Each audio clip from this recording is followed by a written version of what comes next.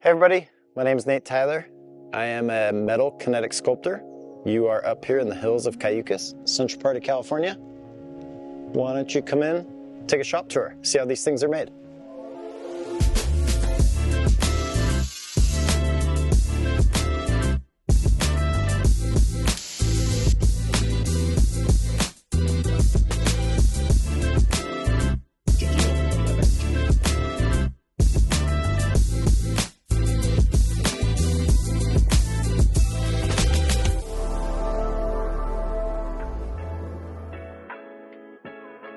So yeah, when I was a kid, this part of it was just a basketball hoop concrete slab because we had nothing to skateboard on, nothing to play basketball on, so my dad poured this slab way back in the day. Then when my parents sold the house, somebody put like a garage. You can kind of see the engineered trusses here. So when my wife and I bought it back, this was just like a totally enclosed, it was almost like a wine cellar or something. From there, I balloon framed up there and just started adding on, and it's pretty cool what it's evolved into. But it's real, I guess you could say pieced together, but it looks like it was supposed to be all one thing at one point. The welding aspect of the sculpture work is obviously, you know, what makes these exoskeleton sculptures come to life. Essentially, my dad was a self-taught welder. He sort of taught me, and then I essentially taught myself. It's like welding, they always say, is like time under the hood. You get better the more you do it. And I'm a sculptor, and welding's one element of it. I weld almost every day. So right here you have my two Millermatic 255s, brand new to me essentially. And it's funny because everybody that comes out to my shop is like, why is there two? But the reality is, for my sculpture work, I'm doing a big mix of Core 10 steel, and then I'm doing a lot of stainless steel. It stings when I bought them because I'm just buying double everything, but that way I don't have to change out all the wires. It's just so much more efficient to have one that's always filled with your mild steel and then one that's filled with stainless steel. It just makes my workflow so efficient. These perform pulse welding. It's essentially dumping less heat in, and I thought for stainless steel, the sculpture work, and stainless steel distorts like crazy when there's so much heat. That's why everything's painted red on this one, because that's my mild steel. I've messed that up so many times. Doing stainless steel and accidentally weld with mild steel, so. Anyways, I've got my workflow down on that. This is my old Miller 180, Millermatic 180. These were 240 volt welders. Even though they look tiny, they worked great for years. I keep this as just total backup. I essentially kept that around for this long because it took me a long time to figure out my new settings with pulse welding, but had some real trial and error.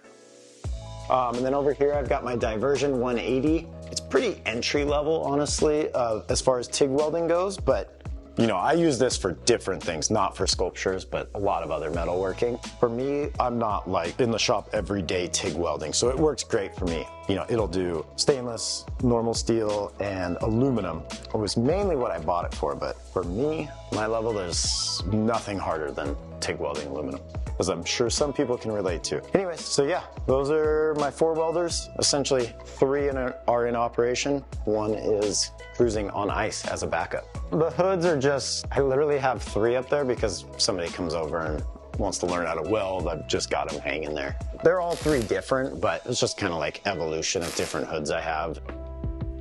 So we're out here in the kind of dirtier zone of the shop that I built for, you know, really making a mess with all the metal stuff. With the sculpture work that I do, I end up doing a ton of grinding. So I use all different grinders, and I have so many lined up here. I actually have more because it just takes so much time to be always changing the wheels and all the abrasives and whatnot. But yeah, I mean, as you can see, I've got all kinds of pads, and to get to this nice finished burnished look, I end up just running through the gamut of different pads and all that stuff. So this is kind of where a lot of the dirty stuff can happen, and it's a little bit more open air. Cleans up nice and easy out here. It doesn't get all my welders and the real expensive tools completely soaked.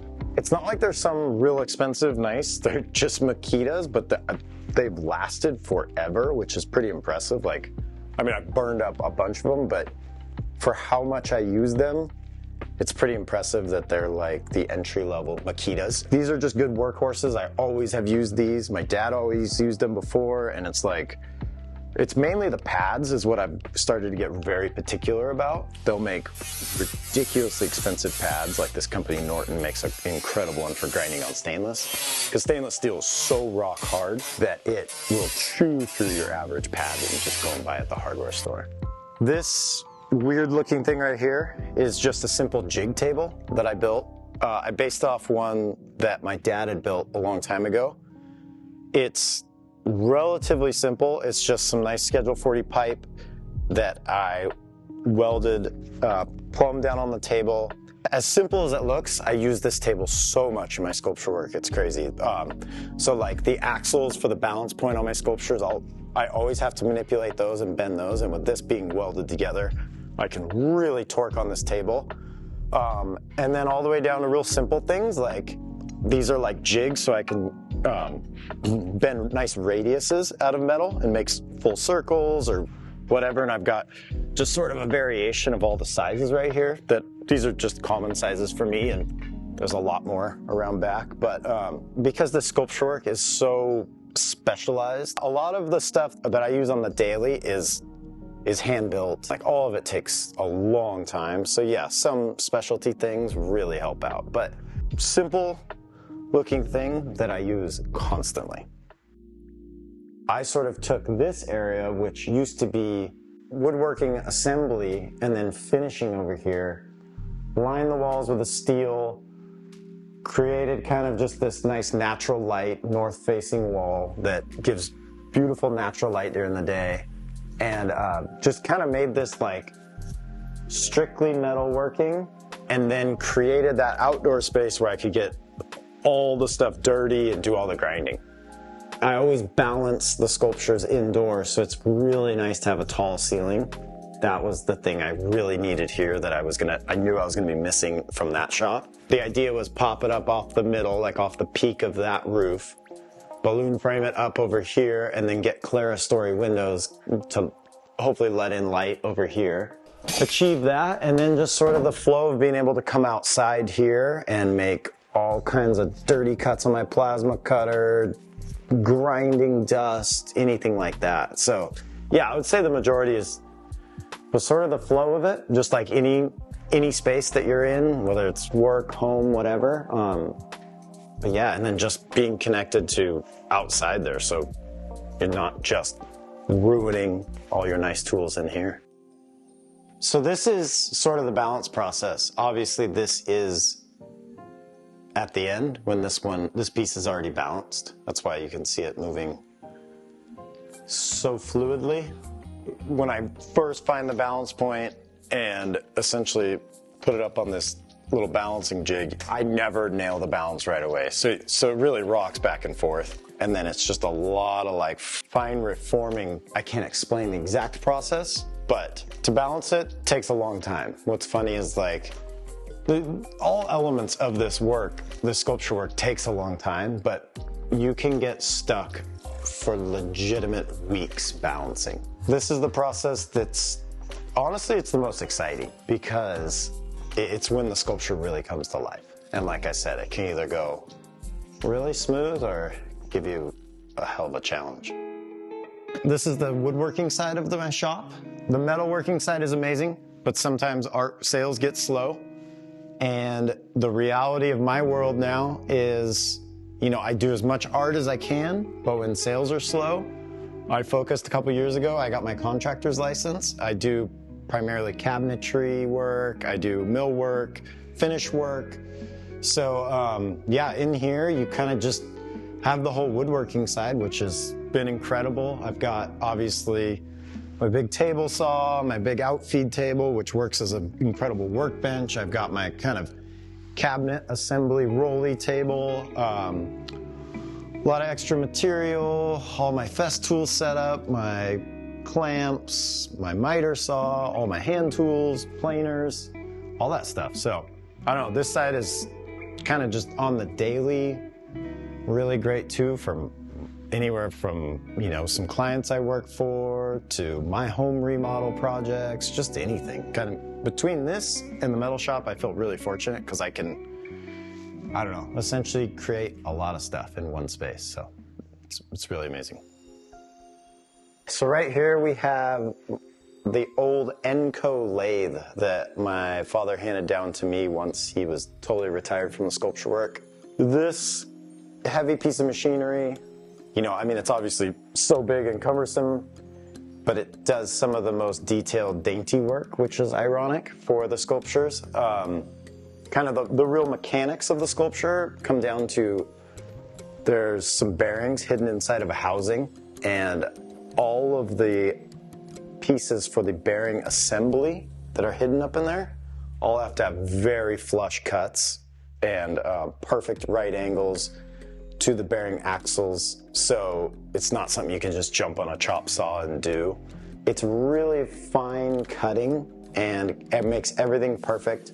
And then from there I also have the big reamers where I ream out to the exact dimension of the bearings, so the size bearings, so everything fits in there nice and snug. So you sort of put everything in there, run reamers through it, you grab the other materials like sort of some of this stuff and put it in there, and you can do really perfect cuts. So this only deals with the inner workings of the sculpture. What this thing does is probably the most important part of the sculpture, but you never really see it. It's all the mechanisms that make it actually be able to move and become a kinetic sculpture.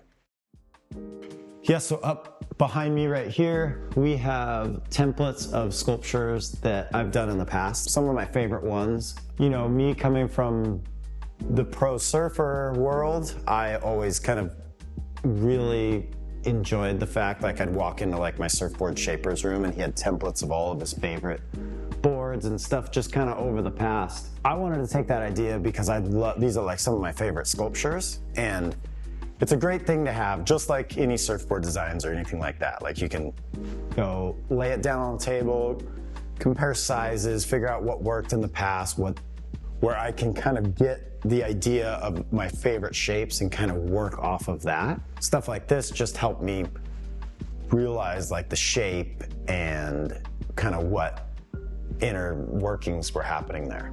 This is just your traditional blacksmith hammer that I keep right here on the anvil always because, you know, just run over at any given moment and have to tweak the axle of a sculpture or sort of bend the nose or whatever, just real brute force, quick stuff. Then I've got my go-to like ball peen hammer to where I'll be like concaving or convexing part of a sculpture.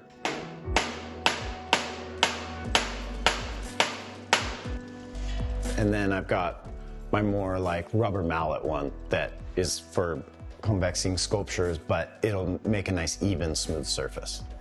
Yeah, this is one that I found, I think I found it at a garage sale, but it's like an old Peter Wright. It's, I think English, but it's, I don't know, it's definitely a really nice anvil that was a lot of money, and luckily it seems like something you only buy once. So this is kind of the staging for my raw material. Honestly, there's kind of a collection of just overstock or whatnot from various projects. Like metal usually comes in 20-foot sections. So you go, I'll haul it in 20s, I cut it down to 10s. Usually I use about 5 feet of something or whatever or less. And then leftovers I'll put here. So there's, you know, there's everything from aluminum, some aluminum projects, there's a lot of carbon steel, mild steel, there's galvanized stuff, I've got a stainless section. A lot of this stuff is just kind of random metal projects, but then a lot of it is kind of the inner workings of sculptures also. There's like some counterweight material. There's the Schedule 40 stainless pipe that all the sculptures are mounted on. There's the raw material that I make the ground stakes that they get driven into the ground with. Then back here is the stainless steel that I get sheared up into pieces that make kind of the real structure and the shape of the sculpture. So yeah, this is kind of just my raw material zone that is stored inside out of the weather, which is something I didn't have at my other shop. Had them stored outside, so it's really nice to have this indoors now. So another major tool that I use every time super crucial for a sculpture, whether it's, you know, real angular geometric sculpture or an organic shaped curvy one, is my plasma cutter. You know, that's a Hypotherm PowerMax 45, which is a really nice 240 volt one. Obviously there's bigger, probably better ones, and then those can plug into CNC machines or whatever, or plasma tables.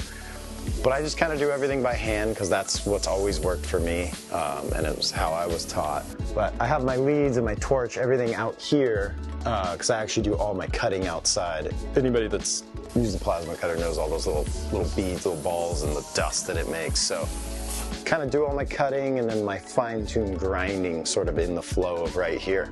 Yeah, that's a super important tool. Kind of makes the sculptures come to life, the shape of them at least.